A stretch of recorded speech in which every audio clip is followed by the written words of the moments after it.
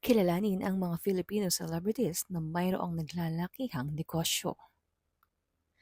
Akala mo artista lang sila?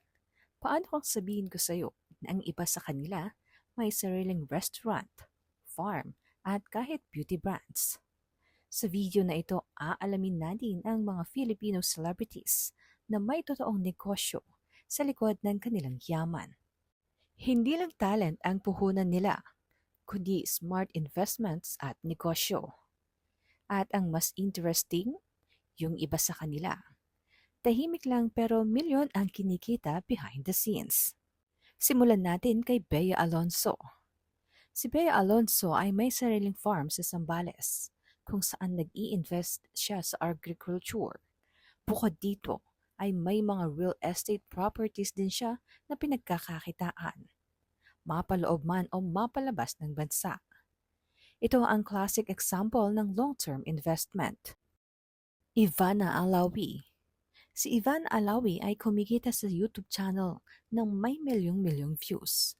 Maliban dito, mayroon din siyang sariling business ventures at brand collaborations. Isa siya sa pinaka-successful digital entrepreneurs ngayon. Vice Ganda. Si Vice Ganda ay may sariling beauty brand na Vice Cosmetics, na isa sa pinakasikat na local makeup brand sa bansa. Patunay nga umano ito na ang celebrity branding pwedeng gawing negosyo. Mayroon din siyang comedy club at iba pang real estate investments. Ann Curtis. Si Ann Curtis ay co-founder ng BLK Cosmetics. Mayroon din siyang business na may pangalang Recess, a brand specializing in activewear. Dilly Dally, a children's clothing line co-founded with her sister-in-law na si Solen. Rockstar KTV, isang karaoke bar located at SM Aura Taguig. At marami pang iba.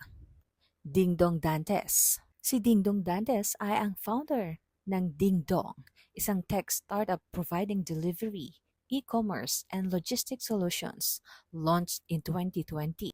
Siya rin ang founder ng Agosto Dos Pictures, isang independent film studio. Marian Rivera. Si Marian Rivera ang nagmamay-ari ng home and lifestyle brand na Flora Vida, which she founded in 2017. Nag-expand ang kanyang negosyo at ginawa niya itong Flora Vida Home. At nito nga lang 2025 ay kanilang inilaunch ang Wonder Society, isang private family social club and play space. Next on the list is Heart Evangelista. Si Heart Evangelista ay ang co-founder at CEO ng Pure Living, a beauty, wellness, and lifestyle company offering products like the Luxel Beauty Line.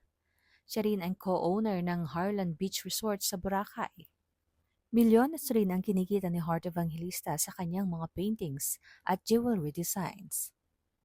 Piolo Pascual. Si Piolo Pascual ay may investment sa restaurants at real estate. Isa siya sa mga artistang tahimik pero diversified ang income sources. Si Piolo ay co-owner ng Isla Amara Boutique Resort sa El Nido, Palawan. Siya rin ay co-founder ng Spring Films in 2018 with Joyce Bernal. Mayroon din siyang negosyong bake shop at isa rin siya sa business partner ng Big Hearts Adult Daycare and Assisted Living Incorporated. Sarah Geronimo.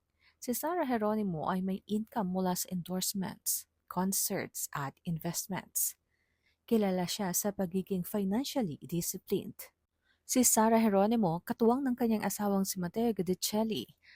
Sila ay nagtayo ng kumpanyang G Music, an independent record label, G Production, a production house, and G Studios, a multi-purpose creative studio space in the South. At ang number one na naman sa listahan ay si Manny Pacquiao. Ilan nga lamang sa mga key business ventures and partnerships ni Manny Pacquiao ay ang MP Promotions, isang international boxing promotion firms that manages fights and top boxing talent. MoneyPay, a fintech payment platform licensed by Bangko Sentral ng Pilipinas, partnered with DigiPlus to power digital games. Roadhouse Hotel. Located in Jensen City, this recently reopened boutique hotel features Pac-Man Sports House and a cafe.